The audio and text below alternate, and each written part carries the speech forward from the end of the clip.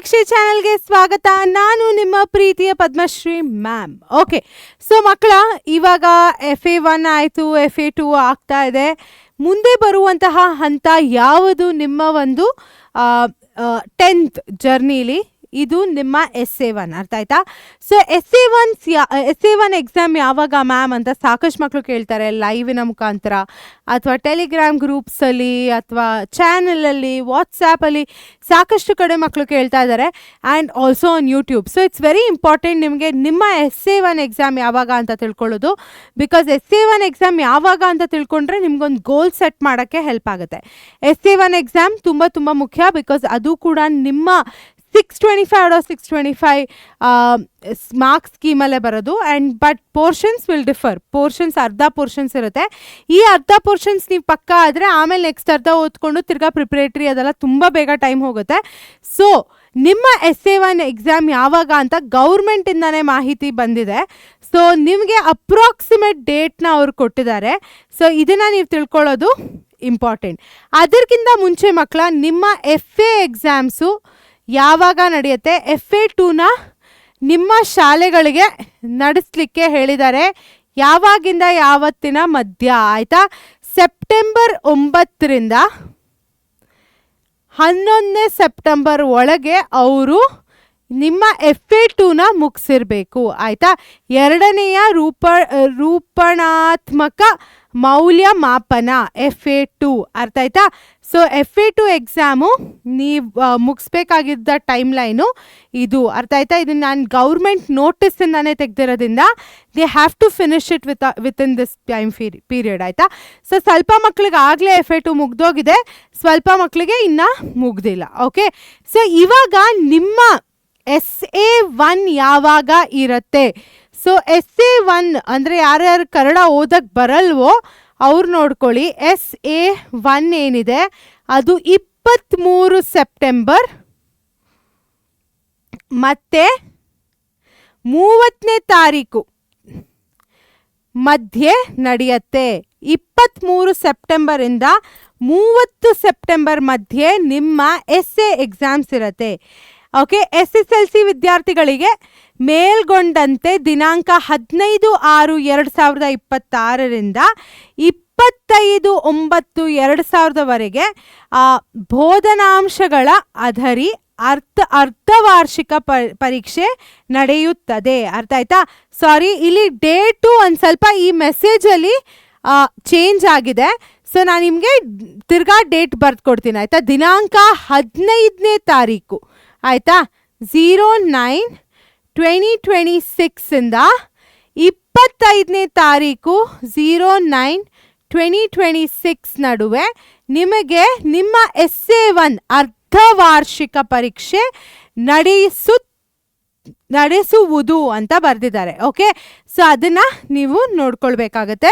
ನನಗೆ ಕನ್ನಡ ಇದೊಂದು ಸ್ವಲ್ಪ ಎಕ್ಸ್ಪ್ಯಾಂಡೆಡ್ ಆಗಿರೋದ್ರಿಂದ ಲ್ಯಾಪ್ಟಾಪಿಂದ ಓದಿ ಹೇಳ್ತಾ ಇದ್ದೀನಿ. ಸೊ ಇವಾಗ ಅದಾದ ನಂತರ SA1 ಆದ ನಂತರ ಒಂದು ರಜೆನ ನೀಡ್ತಾರೆ ನಿಮ್ಮ ಶಾಲೆಗಳಲ್ಲಿ. ಸೊ ಅದನ್ನು ಕೂಡ ನೋಡ್ಕೊಳ್ಳಿ. ರಜೆ ದಿನಗಳು, ದಸರಾ ರಜೆನ ನೀಡ್ತಾರೆ. ಈ ಸತಿ ದಸರಾ ರಜೆ 8ನೇ ತಾರೀಕು, ಯಾವುದು ಅಕ್ಟೋಬರ್ 8ರಿಂದ 24 ಅಕ್ಟೋಬರ್ ಅಂತ ಕೊಟ್ಟಿದ್ದಾರೆ. ಆಯಿತಾ? ಸೊ ಇದು 2026. ಇಲ್ಲಿ ಡೇಟ್ ಒಂದು ಸ್ವಲ್ಪ ಇದಾಗಿದೆ. 2026 ಟೈಮ್ ಟೇಬಲಲ್ಲಿ 2023 ಅಂತ ಹಾಕಿದ್ದಾರೆ. ಇಟ್ಸ್ 2026. ಅರ್ಥ ಆಯ್ತಾ ಮಕ್ಕಳ? ಸೊ 8ನೇ ತಾರೀಕು ಅಕ್ಟೋಬರಿಂದ 24 ಅಕ್ಟೋಬರ್ ತನಕ ನಿಮಗೆ ದಸರಾ ರಜೆನ ನೀಡಿದ್ದಾರೆ.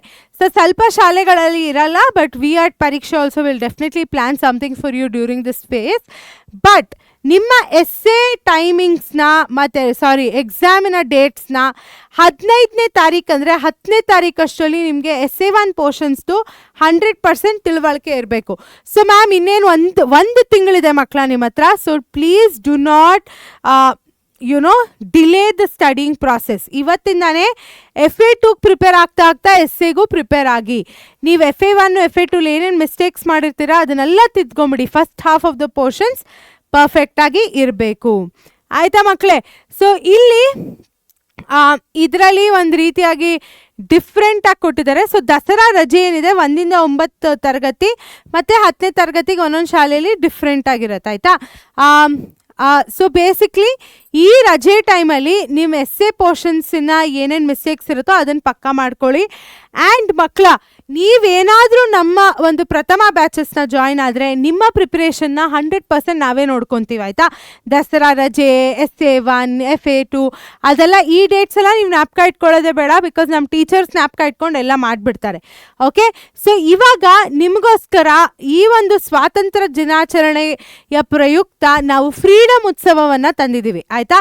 ಫ್ರೀಡಮ್ ಉತ್ಸವ ಇಸ್ ಎ ಸೆಲೆಬ್ರೇಷನ್ ಮಕ್ಕಳ. ನಾವು ನಿಮ್ಮ ಈ ಜರ್ನಿನ ಸೆಲೆಬ್ರೇಟ್ ಮಾಡಲಿಕ್ಕೆ, ಇನ್ನೂ ಒಂಚೂರು ಈಸಿ ಮಾಡಲಿಕ್ಕೆ ಈ ಒಂದು ಉತ್ಸವವನ್ನು ತಂದಿದ್ದೀವಿ. ಇದರಲ್ಲಿ ಫಸ್ಟ್ 80 ಸ್ಟೂಡೆಂಟ್ಸ್ಗೆ ಏನು ಸಿಗತ್ತೆ, ಒಂದು ಕೂಪಾನ್ ಕೋಡ್ ಸಿಗತ್ತೆ.